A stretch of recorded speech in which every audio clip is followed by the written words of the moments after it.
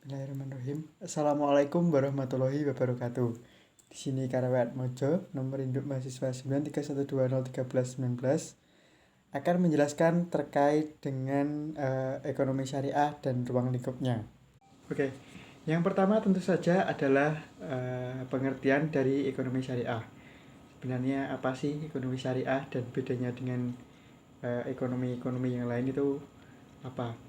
Ekonomi syariah adalah sebuah praktek ekonomi mulai dari produksi, distribusi, dan konsumsi yang dijalankan berdasarkan syariat-syariat Islam. Tentu saja ekonomi Islam ini diambil atau didasarkan kepada dua sumber hukum utama Islam, yaitu Al-Quran dan Al-Hadis, di mana dua sumber ini menjadi sumber utama dalam kehidupan sehari-hari umat Islam. Kemudian menurut undang-undang yang berlaku di Indonesia pada saat ini, yaitu UU RI nomor 3 tahun 2006 tentang perubahan pasal atau undang-undang nomor 7 tahun 1983 tentang peradilan agama, ekonomi syariah adalah perbuatan atau kegiatan usaha yang dilaksanakan berdasarkan prinsip-prinsip muamalah syariah, di mana ada sampai K itu dijelaskan secara detail di dalam undang-undang tersebut. Ekonomi Islam atau ekonomi syariah ini juga bisa diartikan sebagai salah satu cabang ilmu pengetahuan yang membahas terkait ekonomi dalam sudut pandang Islam. Yang kedua adalah ruang lingkup dari ekonomi syariah, di mana ekonomi syariah ini membahas atau mencakup banyak sekali aspek dalam kehidupan masyarakat Muslim tentunya. Meskipun juga boleh-boleh saja apabila non-Muslim itu ingin menggunakan transaksi yang berbasis ekonomi syariah.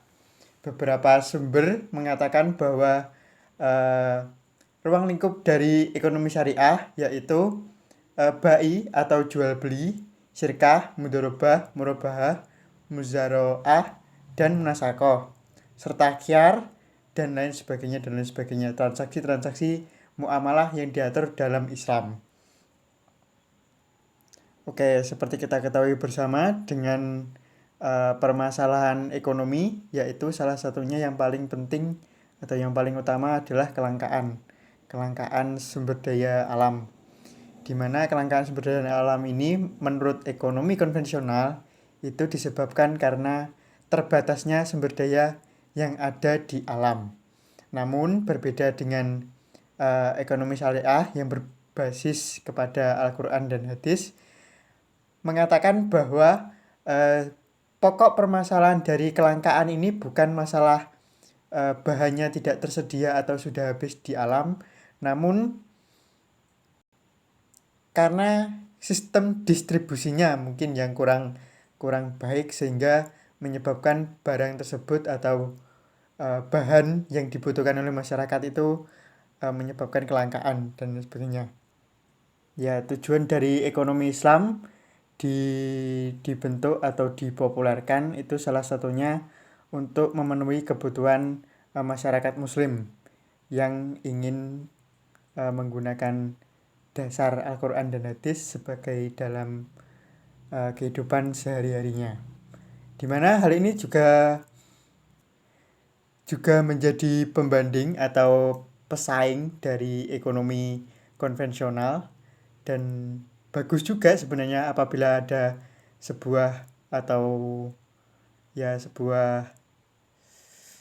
bisa dibilang kayak perusahaan itu, kalau punya saingan kan jadi nggak bisa semaunya sendiri, jadi harus mengikuti harga kesepakatan di pasar. Itu salah satu tujuan dari dibentuknya atau dipopulerkannya ekonomi syariah. Oke, saya rasa cukup untuk penjelasan terkait ekonomi Islam dan ruang lingkupnya.